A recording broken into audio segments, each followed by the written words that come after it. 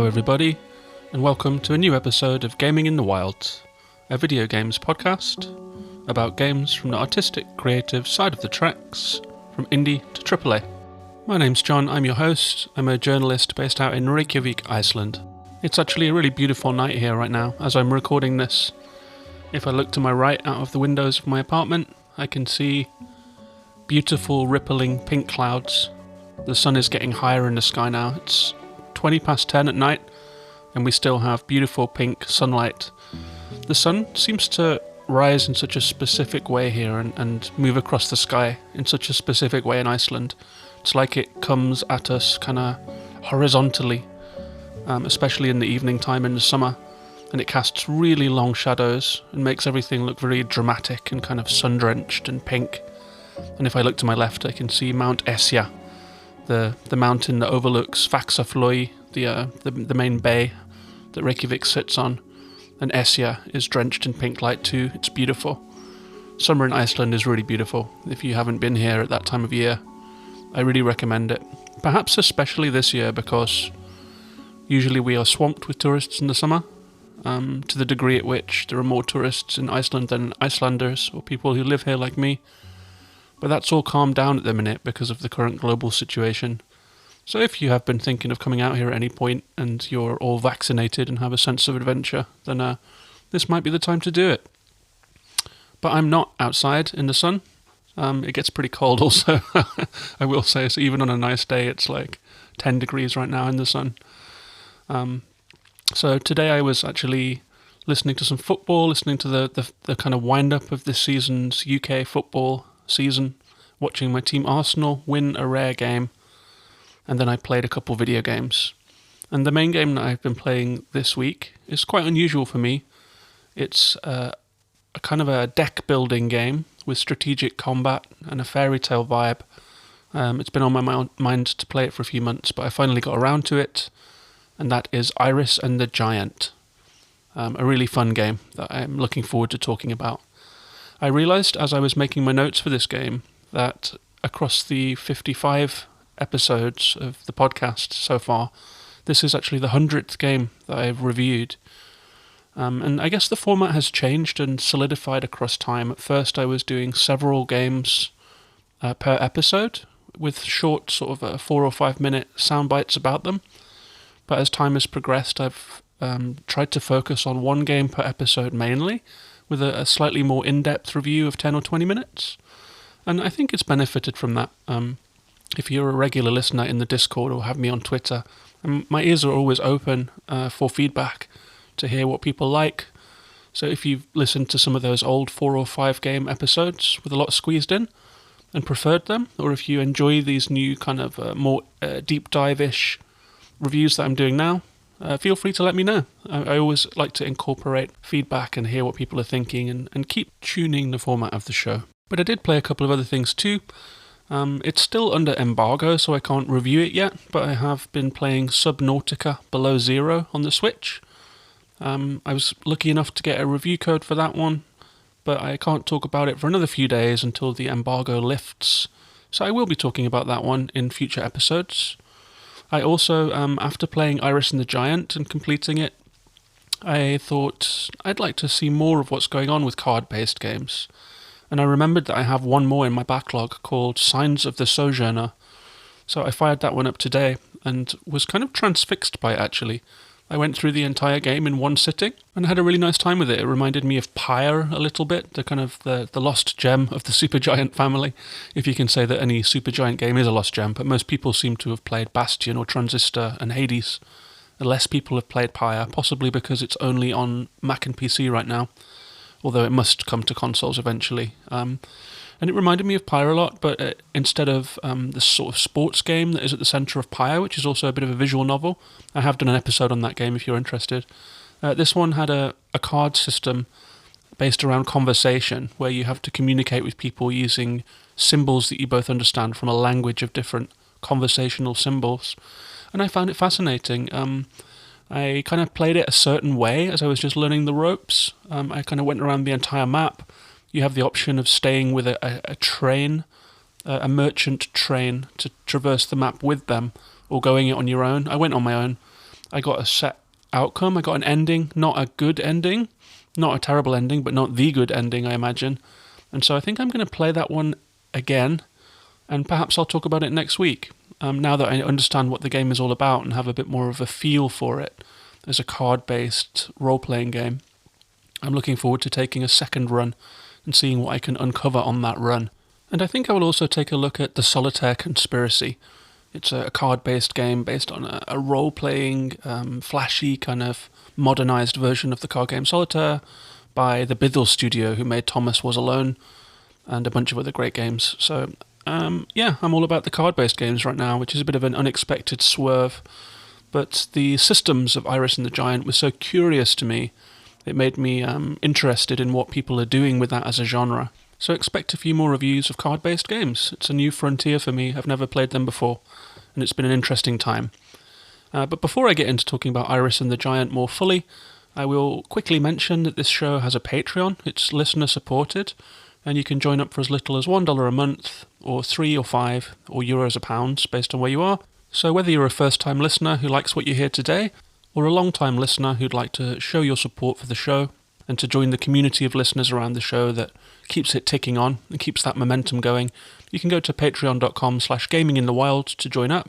You will get weekly sale recommendations for Switch and PlayStation 4. You'll get occasional additional bonus episodes for patrons only, and you can come and talk to me and other listeners of the show and friends and colleagues and other podcast makers on the Gaming in the Wild Discord server. So it's patreon.com/gaminginthewild if you're interested in that. Thank you very much to all my existing patrons. I really appreciate that you're up for that. And thank you to you, listener, if you're thinking of joining up as well. And with that out of the way, let's move on and talk about Iris and the Giant.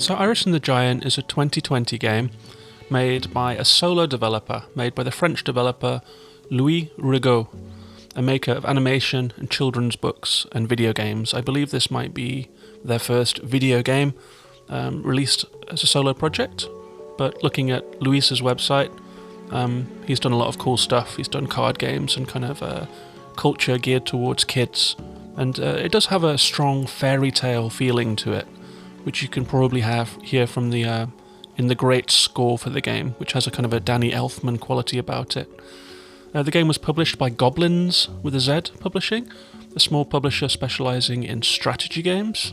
It's out on Mac, Windows, and it came out on the Nintendo Switch in November of last year. I'm going to say the price is in dollars because it seems that from the analytics that most of my listeners are in the US. The game is $18 on Steam. It's $15 on Switch, and it's $6 on iOS devices. So if you're on a budget and you have an iPad, I think it would play well on the iPad. I played it on my MacBook. It played very well just using the touchpad. I didn't use a mouse or a controller. It's a point-and-click kind of system, so it worked perfectly well. It took me 9 hours to complete the game, and I have played an extra few hours afterwards. The website howlongtobeat.com has the average player time at 8 hours, and it can go up to 16 for completionists because there is some post-game content. And the way that this game is described by the developer on Steam is a fusion of the CCG, which is collectible card game, RPG and roguelike genres, which seems unusually far off the mark for me, actually. The RPG element is debatable, and the roguelike elements are present, but somewhat minimal. I describe it myself, in my own words, as a stylish card-based deck battler set in a fairy tale underworld with strategic combat, a high design sensibility, and an intimate story.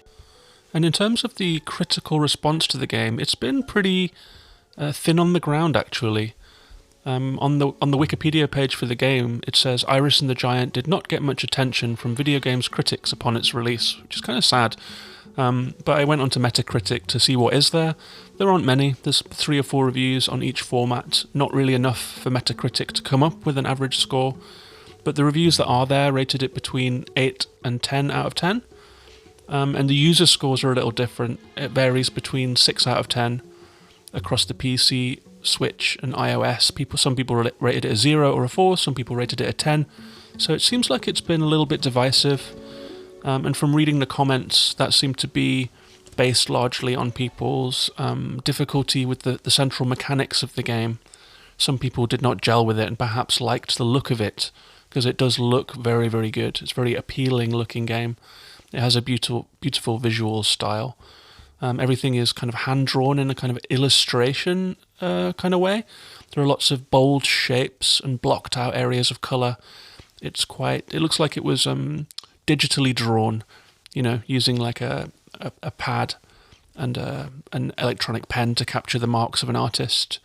And when I say high design, I mean it looks like graphic design. The visuals of this game look like a graphic design piece, less so than, say, pixel art or 3D rendered.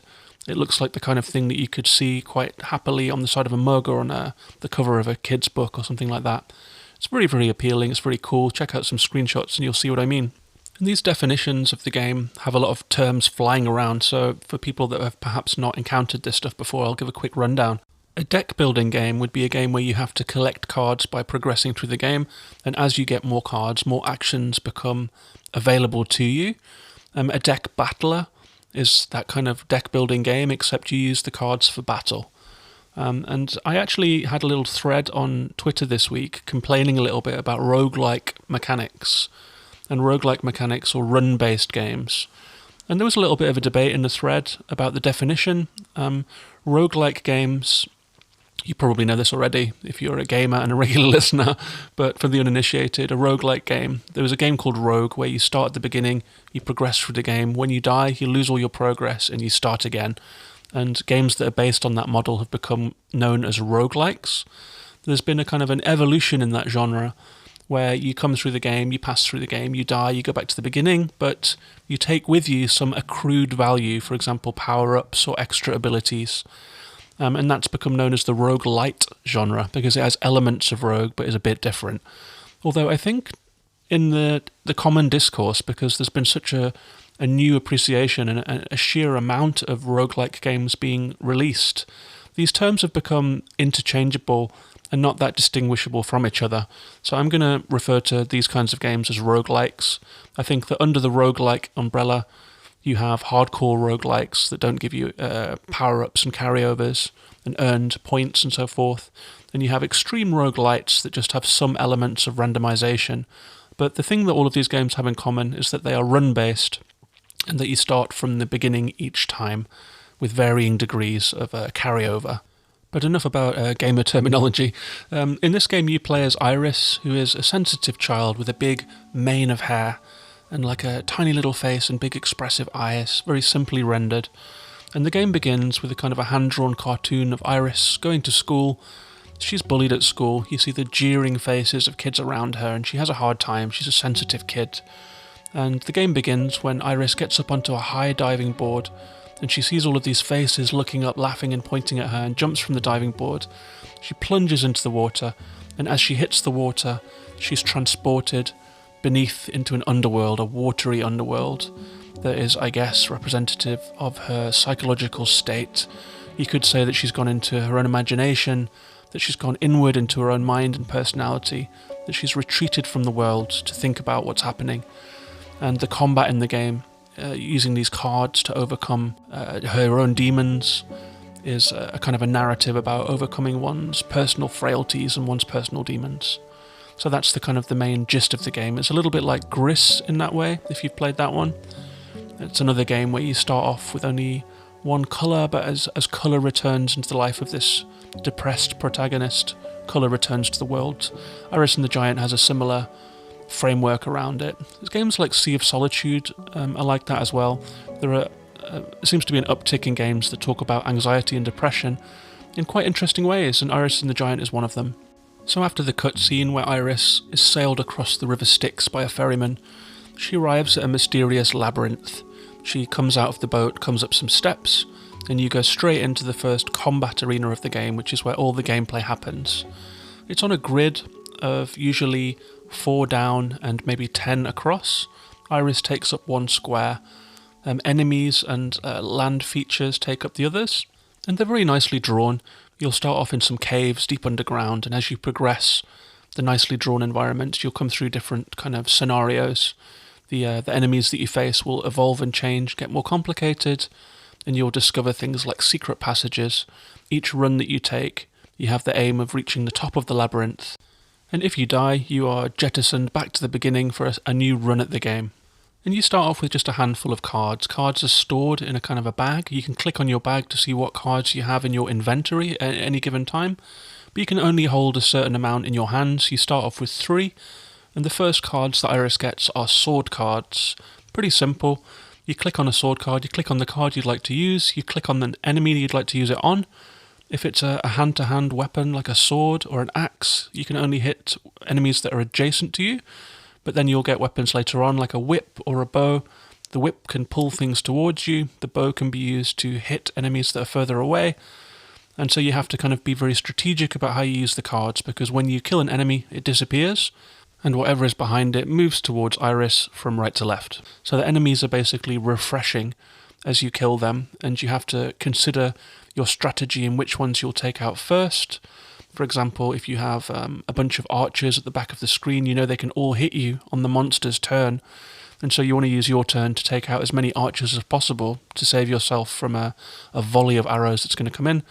And on the other hand, if there is a whole rank of swordsmen moving towards you, you're going to have to focus on the front line first and not worry about what's further back, because distant swordsmen can't hit you. So maybe in that instance you'd want to use the axe, which allows you to swipe the entire first row of enemies that is facing you. There are also area effect weapons that shoot backwards across the screen, like fire and stuff. So you really get a lot of weapons in your arsenal to tackle different situations, and you're encouraged to think your way through it. So the game does encourage strategic thinking. You'll develop a playstyle. It took me a few runs to develop my own playstyle at the game, actually quite a few runs, because I was really orientating myself within the whole concept of deck battling games. So there's probably some conventions that players of this genre will already be aware of that I had to learn for the first time.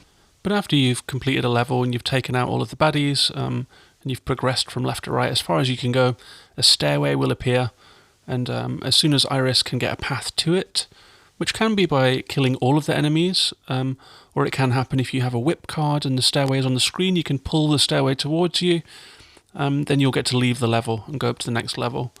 And the whip card's kind of interesting, actually. It does kind of speak to the turn-based board style of the game. So if you have like 5 swordsmen coming towards you and you don't want to face 5 at once, you can whip a boulder that is maybe in a square behind them and pull that towards you. That will in turn push back an enemy. So you can use the land features strategically too to kind of block off different routes, to make bottlenecks, to create bottlenecks, or to solve bottlenecks by pulling enemies towards you if that's what you want. And so there are lots of different ways to play it. It can get more complex, and does get more complex as you learn the ropes. You'll have enemies that are explosive, for example, and you really don't want them to reach you because they'll blow up and destroy you.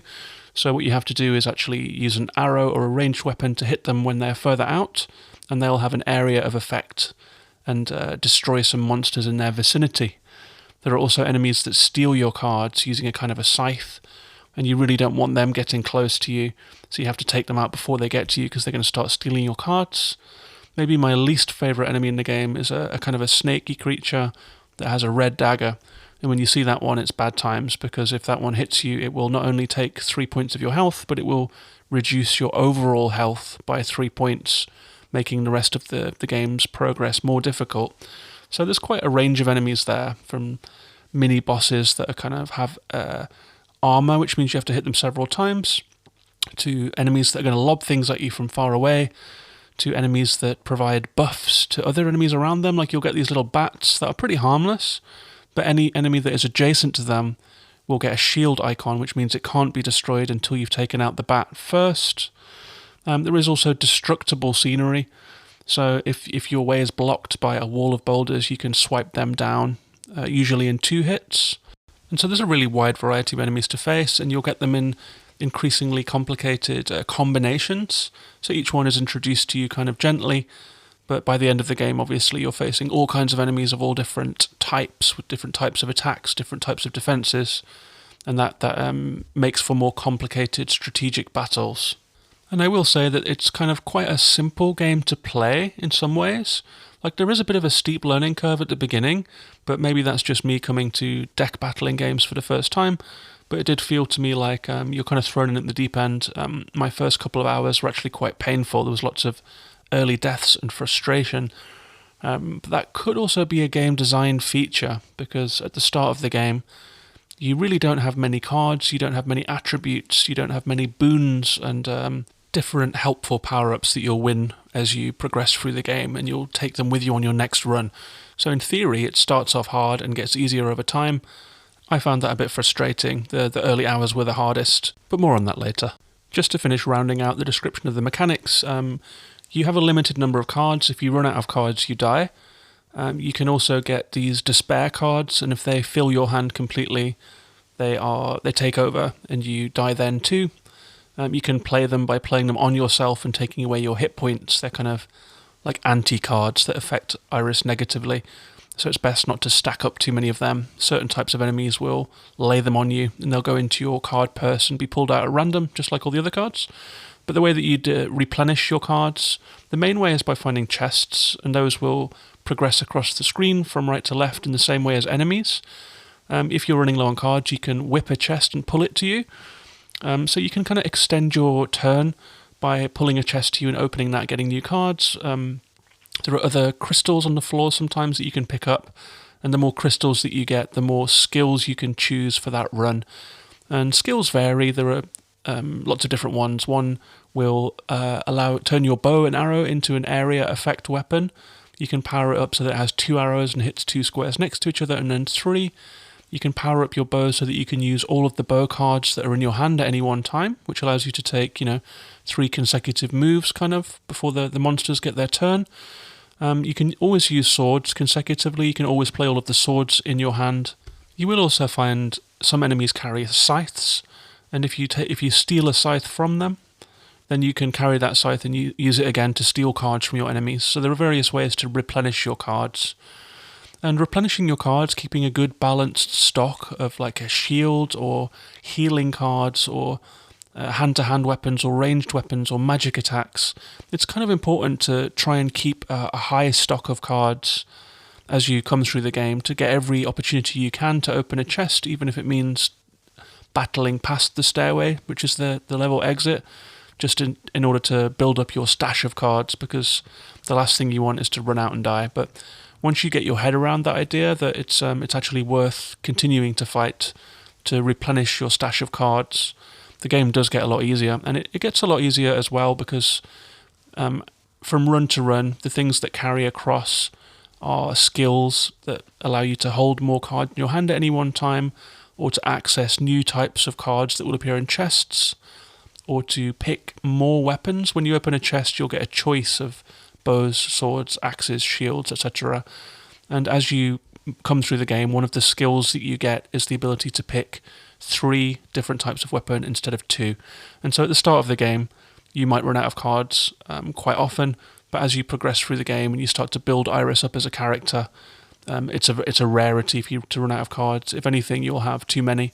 I think on the 2 runs that I've completed of this game so far, I had 60 cards left in my inventory by the time I got to the end of the game, whereas in my first runs I was running out quite often, and and that was quite frustrating for me actually. I do think that there is like a bit of an imbalance in this game, that the time when you're learning the game should be easier, and then as the difficulty ramps up and the enemies get more complex and your expertise grows greater, then the challenge should kind of rise, if you know what I mean. But this game is a bit backwards in that way. The early stages, when Iris doesn't have any powers, are definitely the hardest, and that provides a bit of an unwanted barrier to entry, in my opinion.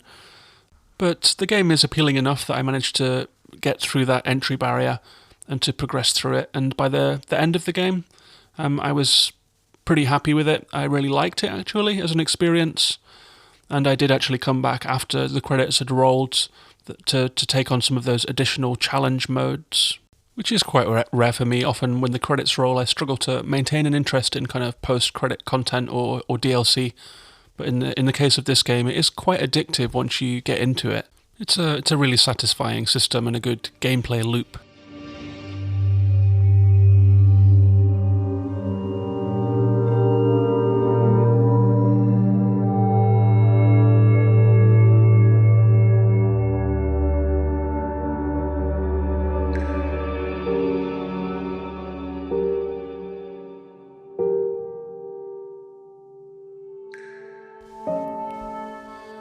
And something else that you'll encounter as you're playing Iris and the Giant is that occasionally a gold triangle will appear on the board alongside the monsters and the chests and the scenery.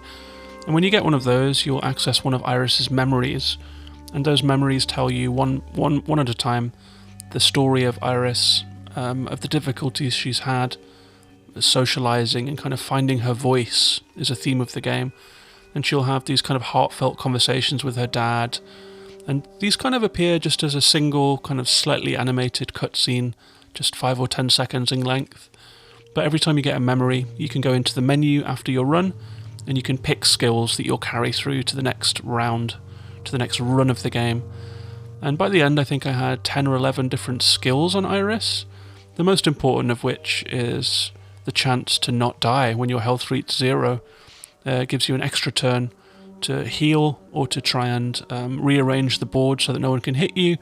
And if you survive that turn, the monster's turn, and aren't hit, then you can replenish your health and keep going. And that was kind of key for me. You'll also find on the board sometimes a red spinning triangle. If you pick that up, it basically gives you a do-over. So rather than dying and being sent back to the start, you'll get a chance to replay the level that you died on. And other things too, like being able to find these lightning cards in chests that hit every enemy of a certain type on the board at once was a game changer. There are these kind of big area effect weapons that are only opened up to you as you progress further through the game. And so by the end of the game, I had, like I said, 70 different cards, lots of them area effects, lots of them overpowered. It didn't matter if I had run down to 0 health because I could try again. There's also a shuffle mechanic that opens up to you where you can put all of the cards that you have in your hand back into the bag and pull a new hand of cards. And that really matters. I think some of my most frustrating deaths in the first hours of this game were that I had played down my hand, and because the game is roguelike in the way that some of the battle arenas, they vary from run to run. They're always kind of the same. They're pretty close, almost indistinguishable. But things that will vary might be the amount of enemies you have to face, or the shape of the room, or how long it is for you to get to the stairs. And sometimes I just ran out of cards, despite having played what I would consider to be like a pretty perfect run, actually. I'd used every card that had been given to me in the most effective way possible, and still failed to clear the level. And that to me felt like a flaw in the game's design. If you are in a situation where you play perfectly and still fail, that's when a game starts to feel unfair. And I know that in roguelikes you will often have failed runs and successful runs based on random factors. For example, what boons you were able to collect, and they are randomly generated, so you'll always have different runs. And I guess this is supposed to encourage replayability. But in some times in Iris and the Giant, I really did feel like I'd just been backed into a corner, and I ended up just using up these sorrow cards or finding myself with nothing to fight with, and watching Iris die, knowing that there was nothing I could have done differently to make it work. And so that's my main critique of Iris and the Giant. It's in the early stages, sometimes success is just not possible, which is not a good feeling in a video game, at least not for me. Perhaps some players enjoy that because they know that they come back stronger. People that like roguelikes do enjoy that element of roguelikes, but for me, the idea of success always being at least possible is kind of important. and that was missing in the early stages of this game. And I do hope that whilst describing all of the mechanics of the cards and the memories and the crystals and the power-ups and all of this kind of stuff, it's kind of an easier game to play than it is to describe. So I hope that the tangled description of the various systems that are at play in Iris and the Giant didn't just sound like a lot of technical babble, but it's kind of tricky to describe it if you do play this game. And I do recommend it, especially if you like the sound of the combination of story and deck building and roguelike and Iris's journey and that progression.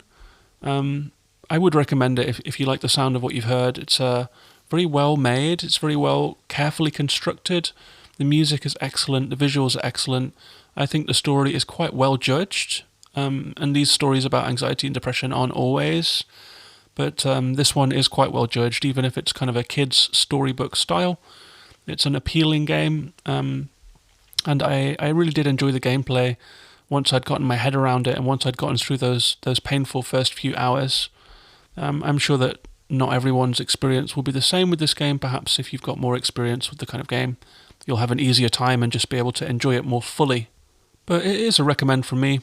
That's Iris and the Giant.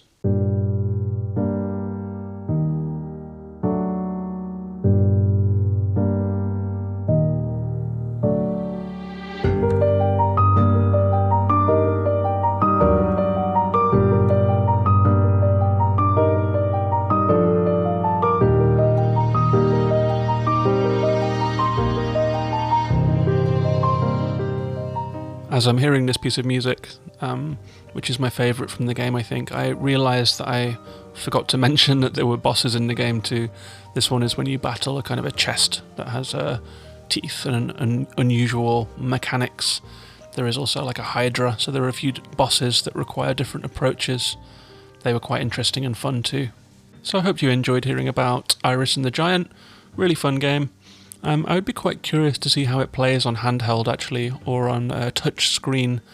I think it could be very intuitive on an iPad especially, where you can just touch the cards and drag them onto monsters rather than click, drag and then let go. I think it could work very nicely with touch controls. So if anyone out there does decide to play the game on an iOS device, I would be quite curious to hear about your experience. So please do look me up on social media. I'm at Gaming in the Wild on Twitter, Twitch, Instagram, YouTube and Facebook, although the Facebook is pretty quiet and the Twitter is the main place that I talk to people. Please do come and follow the show there. If you have any feedback about Iris and the Giant, if you've got any thoughts about roguelikes and deck battlers and all these different kinds of games, if you're interested in finding out what the next episodes are about, I think I'm probably going to talk about Signs of the Sojourner next, as I'm playing that one right now and having a great time. I think I'm going to leave it a few days and then take a second run and see if I can get those different outcomes. So this has been Gaming in the Wild. Thank you for listening. There is also the Patreon if you'd like to support the show. That's at patreon.com/gaminginthewild. Thank you very much to all my patrons and to you if you're up for that. I'll be back next week with a new episode. Take care of yourselves and each other. Bye-bye for now.